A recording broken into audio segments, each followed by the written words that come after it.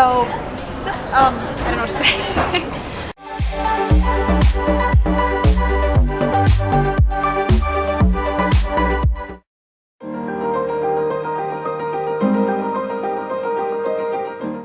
Hi guys, and welcome back to my channel. In today's video, I'm going to be answering some of the questions that my viewers have about traveling to Qatar.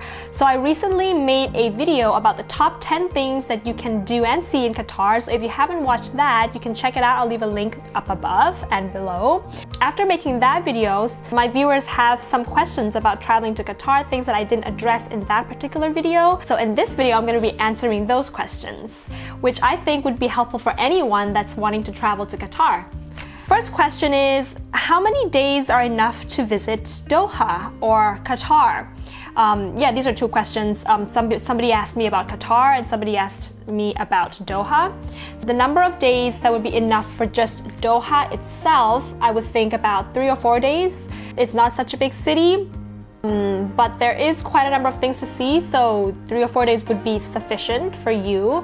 If you're thinking about traveling to Qatar in general, then I would expect something like a week, because apart from being in Doha itself, you'd probably like to go out of the city to do an overnight desert safari probably, or maybe to go to Zekreet. Oh my god, the battery! And you might also want to go to the south of Qatar to experience the singing sand dunes, which I didn't do, but I heard it's very famous. So yeah, those are a couple of things you might want to keep in mind. Can I avoid using cash when visiting Qatar? I'm gonna say 80% of the time you can probably avoid using cash. You can go to the supermarket and you can use your credit card, you can use them in restaurants. If you want to get around with a taxi, you can't really pay them with a credit card, but you could always use Uber or Careem, which is kind of an equivalent of Uber in Qatar, and then you can just pay using your credit card. But if you'd like to go to the Souq Waqif, for example, they're not necessarily gonna accept, not all the places in Souq Waqif will accept credit cards, I don't think. And I think it's just kind of for security reasons, it might be better just to have a little bit of cash with you, but 80% of the time you can use a credit card. What's the best time to visit Qatar?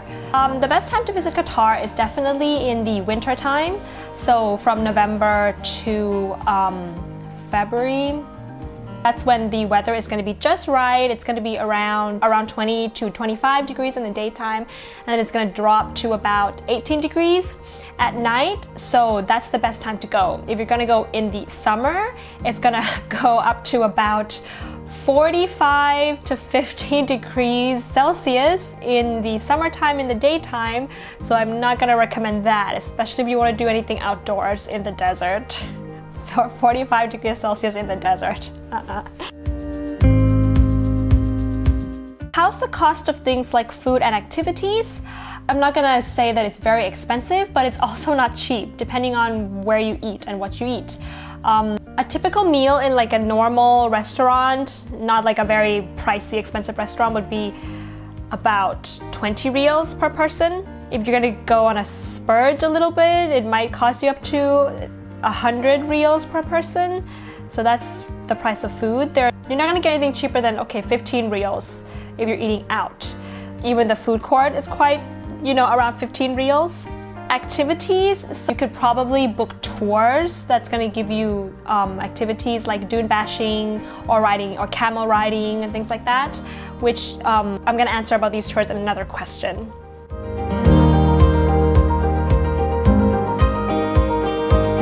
What's it like for women to visit? I don't necessarily think it's gonna be very different from visiting any other countries. It's definitely very safe to travel solo. You can surely go solo woman in Qatar, no problem. I've never felt any kind of danger. I can't even imagine that there would be any kind of crime in Doha. I mean, I think there would even be less crime outside of Doha actually. There are some areas which I kind of would not go alone at night. I can't tell you exactly what these areas are, but they're just like little small alleyways where there might be a lot of foreign workers kind of around that area. I guess the way that you dress is the most important thing as a female traveler. So I would wear, well, something that probably covers your knees. Though I did see some women wearing shorts, but that's not a lot, so I wouldn't really recommend wearing shorts. So just something that covers your knees and just kind of cover your shoulders and cover your belly would be appropriate. And if you're kind of a female, a solo female, you might kind of get, like, people might kind of stare at you when you go out. If you don't have your, like, if you don't wear a hijab or you're not covering, they might kind of just stare at you, but they're not necessarily going to approach you or say anything to you. How can I do the desert safari? You have a choice of doing an overnight desert safari, or you can do a one-day desert safari. So if you want to do an overnight desert safari, it's gonna basically consist of like going dune splashing, riding a camel, and then you get your own like glamping tent and with a barbecue and that kind of thing. So I'm gonna tell you the name of a tour that I would recommend, and it is Qatar International Adventures, because it's kind of cheap. You don't want anything too it can get really pricey. So I would recommend Qatar International Adventures because it's cheap and they give you what's worth your money. But remember, don't do it in the summer because you're gonna kind of miss out on the whole like barbecuing experience and the kind of like nighttime shows, because if there are not enough tourists, they would cancel those two things. I would go in the winter because there'd be more tourists and there's more chance of you getting to see shows and doing a barbecue with other people. The price that I got for this tour is 725 reals for 2 people, which is quite reasonable, I suppose. The last question is, how are the people there? This is a very difficult question to answer actually, because in Qatar, most of the people are not actually Qataris. They're kind of expats, or they're workers, foreign workers there. When I went there, I did not really like encounter a Qatari person. There were people from other parts of the Middle East, from Egypt or the UAE. There are a lot of Filipinos working there. There are lots of people from Bangladesh.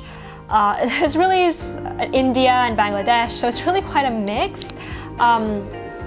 But if you're talking specifically about Qatari people, I find that they're actually they just kind of keep to themselves most of the time.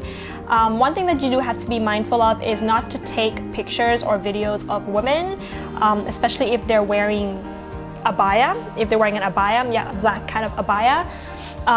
Yeah, just keep your cameras away from that.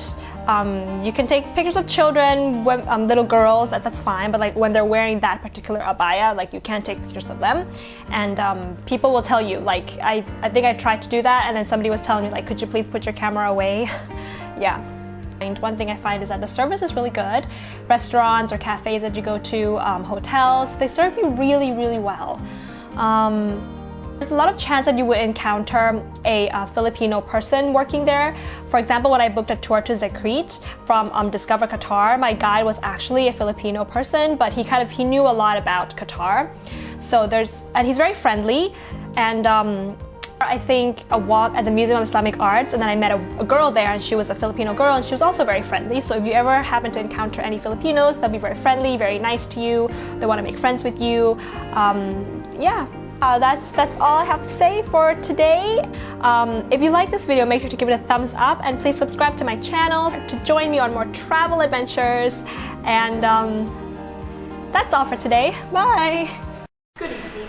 Today in Al Jazeera's headline, Turkey is sending in cows to Qatar for selling milk for commercial purposes in supermarkets. Let's go and see the scoop.